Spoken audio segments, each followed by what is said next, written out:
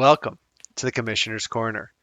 A pretty exciting week this week as we had two upsets and two games that were decided by less than 5 points. Let's take a look.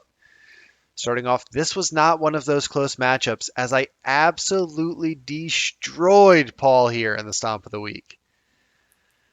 Led by my stable of running backs doing the heavy lifting, especially Joe Mixon with 53 points this week, give me the high score of the week. 53 points. That's more than a third of my team's total points by one player. And once again, a player that I tried to trade prior to this week. Now, when asked if she had any regrets for declining that trade, Brittany said, quote, "Why regret? He didn't even break 60." And I guess it's hard to argue with that logic. As for Paul, we're starting to see that hot start and big lead he had slip away slowly. Josh Allen still did well, and he held on to his QB1 status. Nick Folk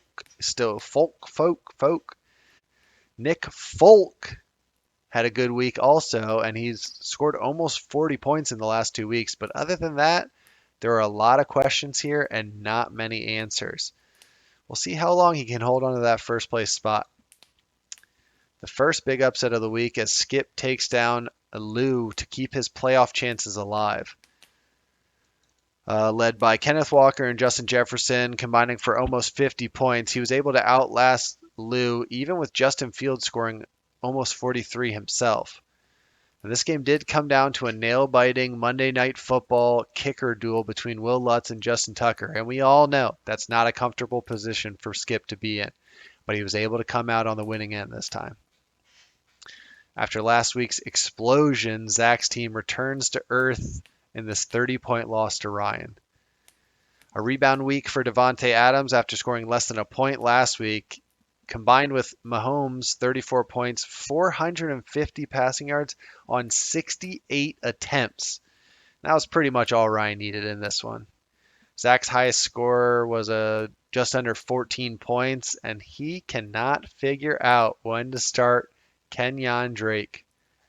Looking here, last 4 weeks, 19.5, 15, 24. This was the 1 week Zach started him. Moving on.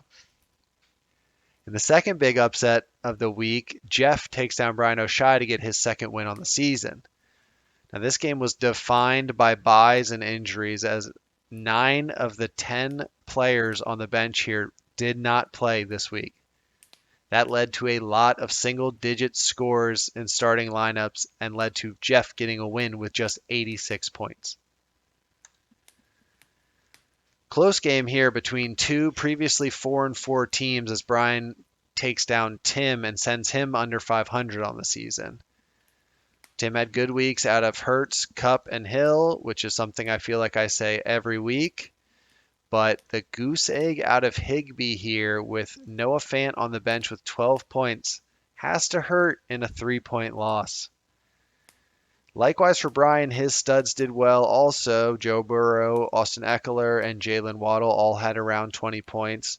But the determining factor in this one was the Patriots' D, 26 points, including a garbage time defensive touchdown to put him over the edge. Last up, Crikey and Brittany's short-lived 2-game win streak and moved to 6-3 themselves.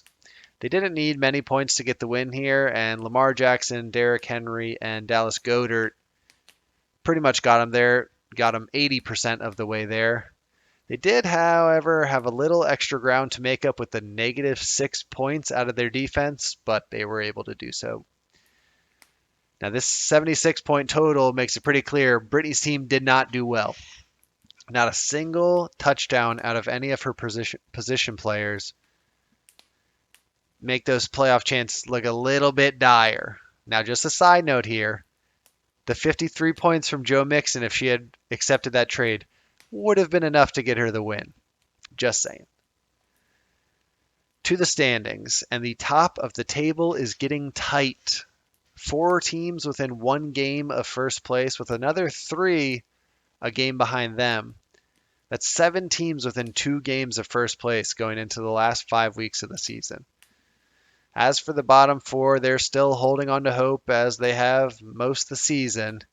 but things ain't looking great. I'll catch y'all next week on the Commissioner's Corner. That is, unless the Twins come before them.